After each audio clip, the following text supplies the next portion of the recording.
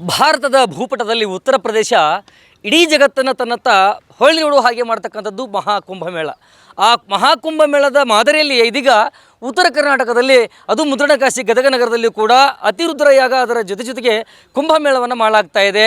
ವಿದ್ಯಾದಾನ ಸಮಿತಿಯ ಮೈದಾನದಲ್ಲಿ ಆ ಒಂದು ಸಂಪೂರ್ಣವಾಗಿರ್ತಕ್ಕಂಥ ವ್ಯವಸ್ಥೆಯನ್ನು ಮಾಡಲಾಗ್ತದೆ. ಹಾಗಿದ್ದರೆ ತಾವು ಗಮನಿಸಬಹುದು ದೃಶ್ಯಾವಳಿಗಳಲ್ಲಿ ಈಗಾಗಲೇ ಇಲ್ಲಿ 9 ಅಗ್ನಿಕುಂಡಗಳನ್ನು ನಿರ್ಮಾಣ ಮಾಡಲಾಗ್ತಾ ಇದೆ. ಇಲ್ಲಿ ಭಗವದ್ ಧ್ವಜ ಕೂಡ ಇದೆ. ಈಗಾಗಲೇ ಧ್ವಜಸ್ತಂಭವನ್ನು ಕೂಡ ನಿರ್ಮಾಣ ಮಾಡಿರುವುದನ್ನು ತಾವು ಗಮನಿಸ್ತಾ ಇದ್ದೀರಿ. ಜೊತೆಗೆ ವಿಶೇಷವಾಗಿ ಯಾವ ರೀತಿ ಋಷಿ ಮುನಿಗಳ ಕಾಲದಲ್ಲಿ ಯಜ್ಞ ಯಾಗಾದಿಗಳನ್ನು ಮಾಡ್ತಾ ಬರ್ತಾ ಇದ್ದರು, ಅದೇ ಮಾದರಿಯಲ್ಲಿ ಇಲ್ಲಿ ಈಗಾಗಲೇ ಋಷಿ ಮುನಿಗಳು ಅವರು ಕುಳಿತು ತಪಸ್ಸನ್ನು ಮಾಡ್ತಕ್ಕಂಥದ್ದು ಅಥವಾ ಹೋಮ ಹವನಗಳನ್ನು ಮಾಡ್ತಕ್ಕಂಥದ್ದರ ಮಾದರಿಯಲ್ಲಿಯೇ ಈಗಾಗಲೇ ಇಲ್ಲಿ ಛತ್ತಗಳನ್ನು ಕೂಡ ಹಾಕಲಾಗಿದೆ. ದೃಶ್ಯಾವಳಿಗಳಲ್ಲಿ ತಾವು ಅವೆಲ್ಲವನ್ನು ಕೂಡ ಗಮನಿಸ್ತಾ ಇದ್ದೀರಿ. ಯಾವ ರೀತಿಯಾಗಿ ಇಲ್ಲಿ ಕೆಲಸ ಕಾರ್ಯಗಳು ಭರದಿಂದ ಸಾಗಿವೆ ಅಂತ. ಇದೇ ಛತ್ನಾಡಿಯಲ್ಲಿ ವೈದಿಕರಾಗಿರ್ಬೋದು, ಋತ್ವಿಜರಾಗಿರ್ಬೋದು, ಸ್ವಾಮೀಜಿಗಳಾಗಿರ್ಬೋದು ಪ್ರತಿಯೊಬ್ಬರು ಕೂಡ ಇರ್ತಾರೆ. ಇನ್ನು ವಿಶೇಷವಾಗಿ ಏನು ಅಂತ ಹೇಳಿದರೆ ಈ ಒಂದು ಗದಗನಲ್ಲಿ ನಡೀತಾ ಇರುವಂತಹ ಅತಿರುದ್ರಯಾಗ ಅದರ ಜೊತೆಗೆ ಕಿರಿಯ ಕುಂಭಮೇಳ ಏನಿದೆ, ಈ ಕುಂಭಮೇಳದ ಉಸ್ತುವಾರಿಯನ್ನು ವಹಿಸಿಕೊಂಡಿರುವಂತಹ ಒಂದು ಸಮಿತಿ ಅಂದರೆ ಅದು ಜಾತ್ಯತೀತ ಹಾಗೂ ಪಕ್ಷಾತೀತವಾಗಿರ್ತಕ್ಕಂಥ ಸಮಿತಿ ಇದೆ. ಅತಿರುದ್ರ ಮಹಾಯಜ್ಞ ಸೇವಾ ಸಮಿತಿ ಅಂತಕ್ಕಂಥ ಒಂದು ಶೀರ್ಷಿಕೆಯನ್ನು ಇಟ್ಕೊಂಡು ಒಂದು ಸಮಿತಿಯನ್ನು ಮಾಡಿ ಗದಗ ನಗರದಲ್ಲಿರುವಂತಹ ಎಲ್ಲ ಸಮುದಾಯಗಳನ್ನು ಒಳಗೊಂಡಂತಹ ಒಂದು ಪಕ್ಷಾತೀತ ಜಾತ್ಯತೀತ ಧರ್ಮಾತೀತವಾಗಿರುವಂಥ ಒಂದು ಸಮಿತಿಯನ್ನು ಮಾಡಿಕೊಂಡಿದ್ದಾರೆ. ಆ ಸಮಿತಿಗೆ ವಿಶೇಷವಾಗಿ ಮಾರ್ಗದರ್ಶಕರಾಗಿ ಬಹುಶಃ ತಮಗೆಲ್ಲ ಗೊತ್ತಿರ್ತದೆ, ಮಹಾಕುಂಭಮೇಳ ಅಂತಕ್ಕಂಥದ್ದು ಕೇವಲ ಭಾರತವನ್ನಷ್ಟೇ ಅಲ್ಲ ಇಡೀ ವಿಶ್ವದಾದ್ಯಂತ ಪರಿಚಯಗೊಳ್ಳಲಿಕ್ಕೆ ಉತ್ತರ ಪ್ರದೇಶದ ಮೂಲಕ ಭಾರತವನ್ನು ಪಡಿಸಿರುವಂತಹ ಒಂದು ಶಕ್ತಿ ಅಂತ ಹೇಳಿದರೆ ಅದು ಮಹಾಕುಂಭಮೇಳ. ಅದರ ಆದಿಯಾಗಿ ಇದೀಗ ನೀವು ನೋಡ್ತಾ ಇದ್ದೀರಿ, ದೃಶ್ಯಾವಳಿ ಗಮನಿಸ್ತಾ ಇದ್ದೀರಿ. ಇಲ್ಲಿ ಕೇವಲ ಬೆರಳೆಣಿಕೆ ಜನ ನಮಗೆ ಕಾಣಿಸಬಹುದಾದರೆ ಇವರನ್ನು ಹೊರತುಪಡಿಸಿರ್ತಕ್ಕಂಥ ಸಮಿತಿ ಕೂಡ ರಚನೆಯಾಗಿದೆ. ಆ ಸಮಿತಿಯಲ್ಲಿ ಹಿರಿಯರಿದ್ದಾರೆ, ಕಿರಿಯರಿದ್ದಾರೆ. ಅಲ್ಲಿ ಜಾತಿ ವರ್ಗ ಭೇದ ಪಕ್ಷ ಪಾತ ಯಾವುದೂ ಕೂಡ ಇಲ್ಲ. ಇವರೆಲ್ಲರೂ ಕೂಡ ಮಹಾನ್ ಶಕ್ತಿಯಾಗಿ ನಿಲ್ತಕ್ಕಂಥವ್ರು ಅಂತ ಹೇಳಿದ್ರೆ ಅದು ಮಹಾಂತ ಸಹದೇವಾನಂದ ಜಿ ಗಿರಿರಾಜ್ ಮಹಾರಾಜರೇನಿದ್ದಾರೆ ಅವರು ಇದರೆಲ್ಲದರ ನೇತೃತ್ವವನ್ನು ವಹಿಸಿಕೊಂಡಿದ್ದಾರೆ. ಅವರು ಮಾರ್ಗದರ್ಶನ ಮಾಡ್ತಾ ಇದ್ದಾರೆ. ಹಾಗಿದ್ದರೆ ಇಂಥದ್ದೊಂದು ಅಭೂತಪೂರ್ವ ಹಾಗೂ ಐತಿಹಾಸಿಕವಾಗಿರ್ತಕ್ಕಂತಹ ಈ ಒಂದು ಕಾರ್ಯ ಏನಿದೆ ಇದಕ್ಕೆ ಯಾವ ರೀತಿಯಾಗಿ ಮಾರ್ಗದರ್ಶನ ಮಾಡ್ತಾ ಇದ್ದಾರೆ, ಜೊತೆಗೆ ಇದರ ವಿಧಿವಿಧಾನಗಳು ಹೇಗಿವೆ, ಇದರ ರೂಪರೇಷೆಗಳೇನು, ಪಾಲ್ಗೊಳ್ಳುವಂಥವರು ಯಾವ ರೀತಿಯಾಗಿ ಭಾಗಿಯಾಗಬೇಕು, ಆಧ್ಯಾತ್ಮ ಮತ್ತು ಧಾರ್ಮಿಕತೆಯ ಜೊತೆಗೆ ವೈಜ್ಞಾನಿಕವಾಗಿ ಇದರ ಫಲ ಏನು, ಇದೆಲ್ಲದರ ಬಗ್ಗೆ ಮಾತನಾಡಲಿಕ್ಕೆ ಸ್ವತಃ ಸ್ವಾಮೀಜಿಯವರು ನಮ್ಮ ಜೊತೆಗಿದ್ದಾರೆ. ಅವರನ್ನೇ ಮಾತನಾಡ್ತಾ ಹೋಗೋಣ. ಸ್ವಾಮೀಜಿ ನಮಸ್ತೆ, ಪ್ರಣಾಮ ಆಗ್ಕೋ. ಈಗ ಉತ್ತರ ಪ್ರದೇಶದಲ್ಲಿ ಆಗಿರ್ತಕ್ಕಂಥ ಕುಂಭಮೇಳ ಅದೆಲ್ಲೆಡೆ ಸದ್ದು ಮಾಡಿದೆ. ಅದರ ಬಗ್ಗೆ ಜನರಿಗೆ ಈಗಾಗಲೇ ಗೊತ್ತಿದೆ. ಅಲ್ಲಿಂದ ಬಹುಶಃ ಈ ಕುಂಭಮೇಳ ಅನ್ನುವಂಥ ಶಬ್ದ ಏನಿದೆ ಎಲ್ಲೆಡೆ ಅದು ತನ್ನ ಪ್ರಚಾರವನ್ನು ತಾನು ಮಾಡಿಕೊಂಡಿದೆ ಅಂತ ಹೇಳ್ಬೋದು. ಅರ್ಥವತ್ತಾಗಿ ಆ ಶಬ್ದಕ್ಕೆ ಒಂದು ಮೌಲ್ಯವನ್ನು ತಂದುಕೊಟ್ಟಂತಹ ಕಾರ್ಯಕ್ರಮ. ಅದಾದ ನಂತರ ಅದರಲ್ಲೂ ಕೂಡ ಕರ್ನಾಡಿನ ಭುವನೇಶ್ವರಿಯ ತಾಯಿ ಉದರದಲ್ಲಿರುವಂತಹ ಗದಗ, ಅದಕ್ಕೆ ತನ್ನದೇ ಆಗಿರ್ತಕ್ಕಂಥ ಹೆಮ್ಮೆ ಇದೆ, ಪ್ರತೀತಿ ಇದೆ, ಪರಂಪರೆ ಇದೆ, ಸಂಸ್ಕೃತಿಗೆ ಹೆಸರಾದಂತಹ ನಗರಿ ಅಂತ ಹೇಳಿದರೆ ಸಂತ ಶರಣರ ನಾಡು, ಮಹಂತರ ನೆಲವೀಡು ಅಂತ ಕರೆಸಿಕೊಳ್ತಾ ಇರುವಂಥ ನಮ್ಮ ಮುದ್ರಣಕಾಶಿಯಲ್ಲಿ, ಕಲಾಕಾಶಿಯಲ್ಲಿ, ಸಾಂಸ್ಕೃತಿಕ ನಗರಿಯಲ್ಲಿ ಇದೀಗ ಇಂಥದ್ದೊಂದು ಧಾರ್ಮಿಕತೆಯನ್ನು ಹುಟ್ಟು ಹಾಕಲಿಕ್ಕೆ, ಇತಿಹಾಸವನ್ನು ಹುಟ್ಟು ಹಾಕಲಿಕ್ಕೆ ಇಂಥದ್ದೊಂದು ಕಾರ್ಯವಾಗ್ತಾ ಇದೆ. ಸ್ವಾಮೀಜಿ, ಮೊದಲಿಗೆ ಗದಗದಲ್ಲಿ ಇಂಥದ್ದೊಂದು ಆಯೋಜನೆ ಮಾಡ್ತಾ ಇರೋದಕ್ಕೆ ತಾವು ಏನು ಅಭಿಪ್ರಾಯವನ್ನು ವ್ಯಕ್ತಪಡಿಸ್ತೀರಿ ಅಂತ? आपके माध्यम से सबसे पहले समस्त गदग वासियों को बहुत सारी शुभकामनाएं देना चाहूँगा कि आपके नगर में ऐसे महान कार्यक्रम हो रहे हैं जो कार्यक्रम का रूपरेखा स्वयं देवी देवता स्वयं नारायण कर रहे हैं. जैसे कि आपने कुंभ के बारे में चर्चा किया. कुंभ एक अति प्राचीन हमारी सनातन संस्कृति का पहचान है. कुंभ का अर्थ है कि जब भगवान देव और दानव अमृत मंथन कर रहे थे, वो अमृत मंथन के दौरान 4 जगहों पे अमृत गिर गया था. जैसे कि नासिक, उज्जैन, प्रयागराज, हरिद्वार. इन 4 जगहों पे अमृत गिरा था. उस अमृत के टाइम पे जिस मुहूर्त में अमृत गिरा था, उस मुहूर्त में स्नान करने के लिए कुंभ का आयोजन लगता है. उसी मुहूर्त में, उसी टाइम पे, उसी नक्षत्र में देश के तमाम जो हंस, परमहंस, नागा सन्यासी, कुटीचर, अनेकों संप्रदाय के जो धर्म के रक्षक हैं वह सभी लोग एक मैदान पे, एक भूमि पे, एक स्थान पे उपस्थित होकर के गंगा स्नान करते हैं. गंगा स्नान करके समस्त विश्व के कल्याण की कामना करते हैं.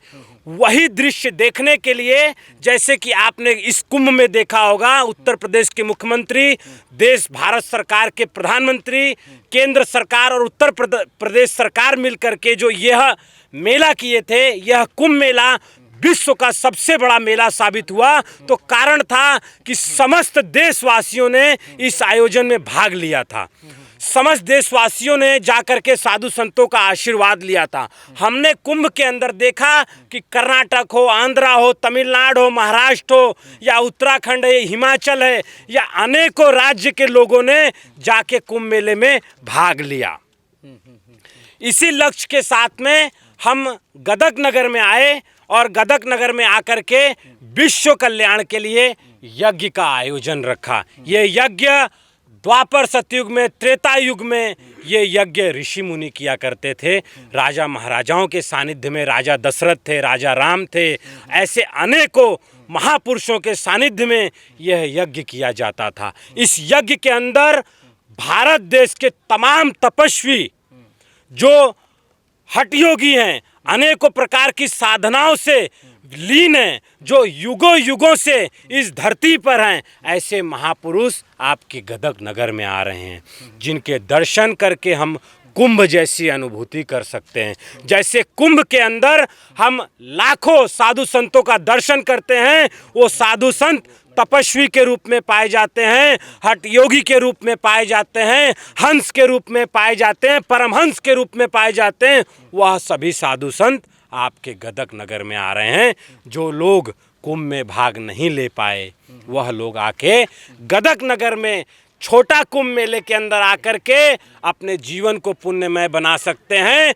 गदग नगर के लिए, कर्नाटक वासियों के लिए बड़े पुण्य की बात है, बड़े गर्व की बात है, बड़े हर्ष की बात है कि आपके नगर में स्वयं गंगा चल के आ रही है। आप सभी लोग स्नान करें इस गंगा में।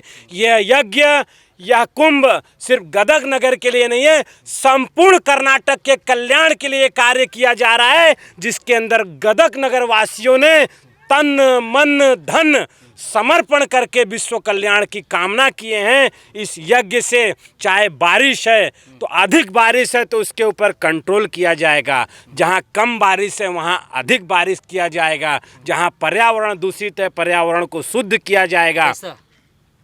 यज्ञ के अंदर तमाम हिमालय की औषधियाँ लाई जा रही है, उस औषधियों से यज्ञ किया जाएगा।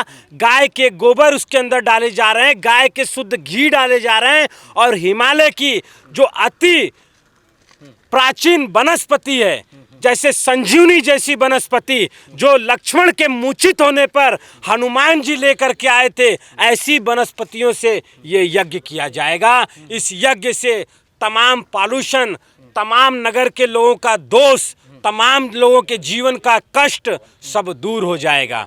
आइए हम आप सभी गदगवासियों को आग्रह करते हैं कि आप इस यज्ञ में आकर के परिक्रमा करें। इस यज्ञ में बैठने के लिए हमने संख्या रखी है, अधिक से अधिक संख्या में आकर के इस यज्ञ में बैठें, अपने हाथ से आहुति डालें। विधि विधान के बारे में थोड़ा ऐसा है कि विधि विधान यह अति प्राचीन परंपराएं हैं, इसके बारे में ज़्यादा व्याख्या नहीं कर सकते हैं, ज़्यादा व्याख्या करने से कोई अर्थ नहीं है। यहाँ पर आकर के आप देखिए कि कैसे प्राचीन परंपराएं थी, किस परंपराओं के द्वारा ये यज्ञ किया जा रहा है। इस यज्ञ के अंदर हम अग्नि मंथन से अग्नि स्थापन करेंगे, माचिस जला करके, कपूर जला करके अग्नि का स्थापन नहीं करेंगे, मंत्रों के द्वारा हम अग्नि का स्थापन करेंगे। इस यज्ञ में जो लोग भाग लेंगे, जिनके जीवन में कष्ट है, समस्याएं हैं, दुख है, तकलीफ है, दोष है, रोग है, जिनके जीवन में 20 साल से पुत्र नहीं है,